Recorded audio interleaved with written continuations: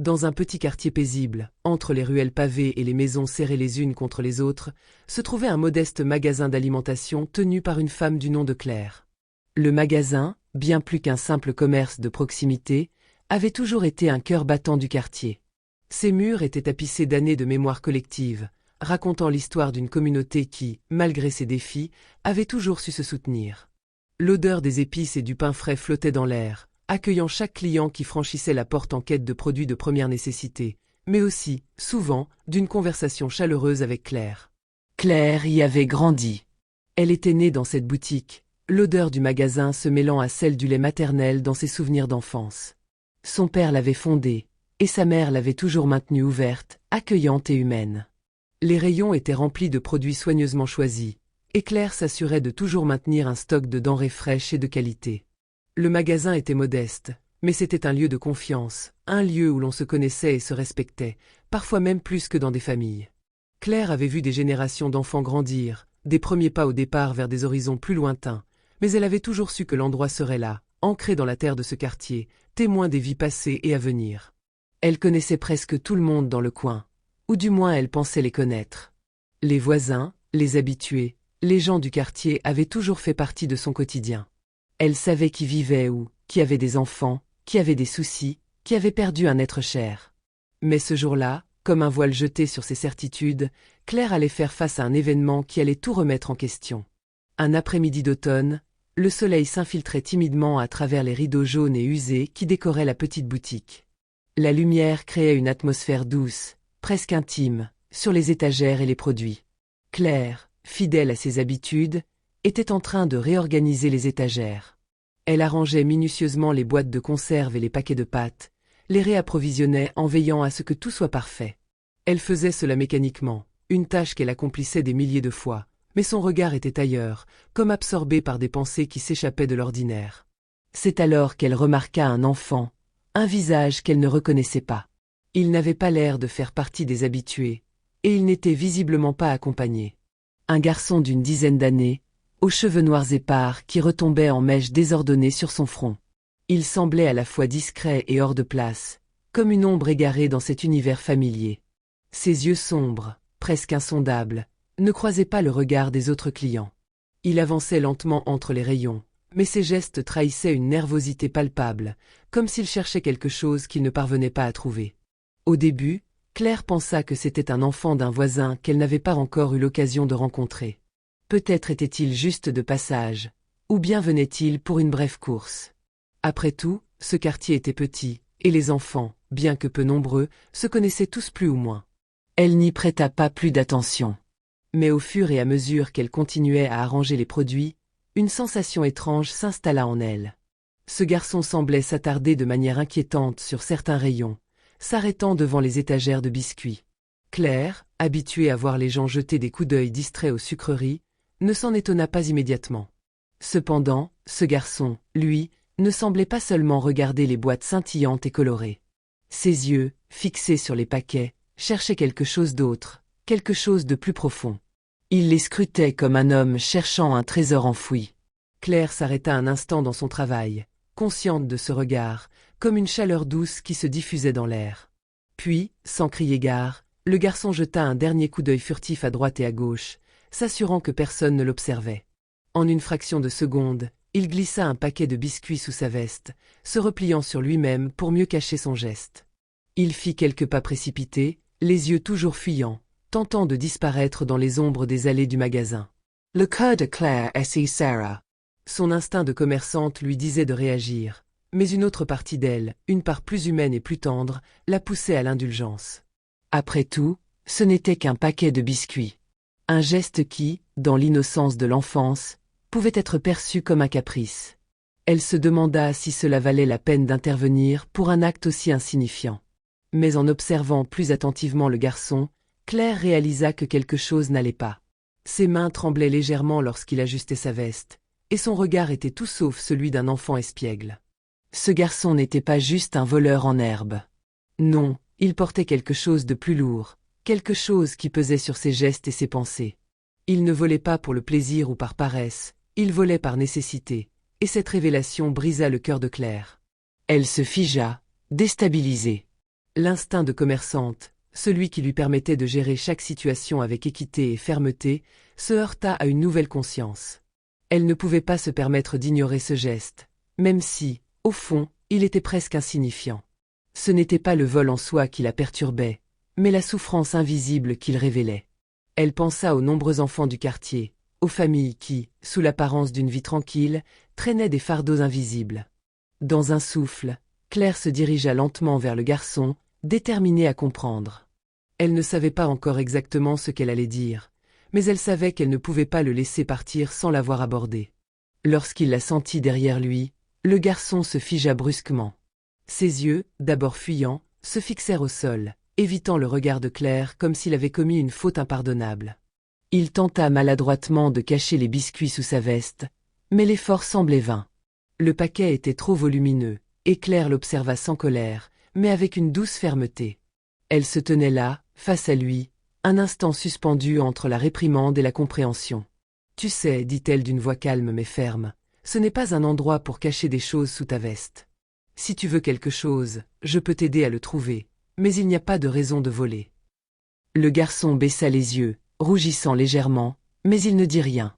Claire pouvait sentir qu'il portait un fardeau bien plus lourd que ce simple geste de vol. Ce n'était pas de la malice, pas de l'insouciance, mais un cri silencieux, un appel d'aide étouffé dans son regard fuyant. Elle observa les nervures de ses petites mains, tremblantes, comme si chaque geste était une lutte contre quelque chose de bien plus grand que lui. « Est-ce que tu veux me dire pourquoi tu as fait ça ?» demanda-t-elle doucement, sa voix teintée de compassion mais aussi d'une curiosité bienveillante. Elle ne voulait pas juger, mais comprendre. Le garçon hésita longuement, ses yeux fuyant encore une fois les siens, avant de souffler lentement, comme si chaque mot qu'il allait prononcer demandait un effort monumental. « Ma mère, elle ne peut pas me donner tout ce que je veux. Elle essaie, mais parfois, il n'y a pas assez. » Sa voix se brisa un instant, un éclat de douleur traversant ses yeux. « Elle travaille tout le temps, et moi, je dois survivre. C'est juste des biscuits, madame. Rien de grave. » Les mots du garçon frappèrent Claire avec une force qu'elle ne s'attendait pas à ressentir. Il ne parlait pas simplement de biscuits, mais de la lutte quotidienne pour combler un vide bien plus vaste que la nourriture. C'était la lutte pour l'amour, pour la sécurité, pour un peu de réconfort dans un monde qui semblait ne lui offrir que des miettes. Claire se pencha un peu plus près, observant ce petit garçon si brisé par la vie, bien plus vieux que son âge ne le laissait paraître. « Tu sais, dit-elle après un silence lourd, je ne vais pas te punir. Je comprends ce que tu ressens. Mais il y a des manières de demander, des manières qui ne te mettront pas dans une situation encore plus difficile. » Sa voix était douce, mais il y avait aussi une autorité bienveillante qui portait. « Tu peux venir me voir, toi et ta mère. Je peux vous aider. » Le garçon leva lentement les yeux, ses pupilles fixant Claire avec une intensité qu'elle n'avait pas anticipée. Ce qu'elle venait de lui offrir, ce n'était pas simplement une chance d'avoir un paquet de biscuits. Non, c'était une ouverture, une porte qui s'entrebâillait vers une forme de dignité qu'il n'avait jamais connue. Il avait toujours dû prendre ce qu'il voulait, toujours dû se débrouiller, toujours être celui qui se cachait dans l'ombre de sa propre peur. Mais là, devant elle, Claire venait de lui offrir une lumière, une lueur d'espoir. Il hocha lentement la tête, mais restait silencieux, comme si la proposition de Claire était presque trop belle pour être vraie, comme si la méfiance était plus ancrée en lui que la possibilité d'être aidé. Il tendait les mains, mais sans grande conviction. Il avait vécu dans un monde où les promesses étaient souvent vides, où l'aide n'était qu'un mot jeté dans l'air, porté par le vent mais sans jamais se poser sur lui. Claire, voyant son hésitation, s'agenouilla doucement à sa hauteur. « Je suis désolée pour ta situation, » ajouta Claire, la voix un peu tremblante d'une empathie sincère, « mais sache que voler n'est pas la solution. Ce n'est pas toi qui as tort, c'est la situation qui t'entoure. Et ça, c'est injuste. Mais il existe des moyens de changer ça, ensemble. » Elle sourit tendrement, un sourire empreint de toute la sagesse et la douceur d'une femme qui avait passé sa vie à comprendre les subtilités des cœurs humains. Elle prit un paquet de biscuits, mais pas ceux qu'il avait volés. Non, ce paquet était neuf, encore scellé dans son emballage. Elle le tendit vers lui, mais il hésita à l'accepter. Le garçon sembla lutter intérieurement, ses yeux fixant les biscuits, puis se repliant sur lui-même, comme si le simple acte d'accepter un cadeau lui demandait un effort démesuré. Finalement, après un instant qui parut une éternité, il tendit ses mains. Un mince sourire apparut sur son visage, fragile comme un rayon de soleil perçant à travers un nuage sombre. C'était un sourire qui n'avait pas la légèreté d'un enfant joyeux, mais la gravité d'un enfant qui se rendait compte qu'il pouvait, peut-être, commencer à faire confiance. Quelques instants plus tard, Claire tendit le paquet de biscuits au garçon, son geste simple mais empreint de signification. Ce n'était pas seulement de la nourriture qu'elle lui offrait, mais quelque chose de bien plus précieux, une possibilité, une porte ouverte. Elle n'était pas en train de simplement combler une petite faim, mais de lui offrir un moment de répit, une preuve qu'il n'était pas seul dans cette lutte silencieuse qu'il menait. La compassion, ce simple acte de tendresse humaine, pouvait parfois briser les murs les plus solides. Pour Claire, il ne s'agissait pas seulement de donner des biscuits, mais d'offrir à cet enfant un peu de dignité, une chance de se sentir vu, et peut-être même un peu aimé. Elle savait que le garçon n'était pas responsable des circonstances dans lesquelles il se trouvait. Personne ne choisit d'être né dans un environnement de pauvreté, dans un monde où les adultes autour de lui se battent constamment pour joindre les deux bouts, épuisés par des journées interminables. Claire le savait bien, car elle aussi avait grandi dans ce quartier, elle avait vu les familles lutter pour survivre, mais elle avait eu la chance de ne pas être laissée pour compte.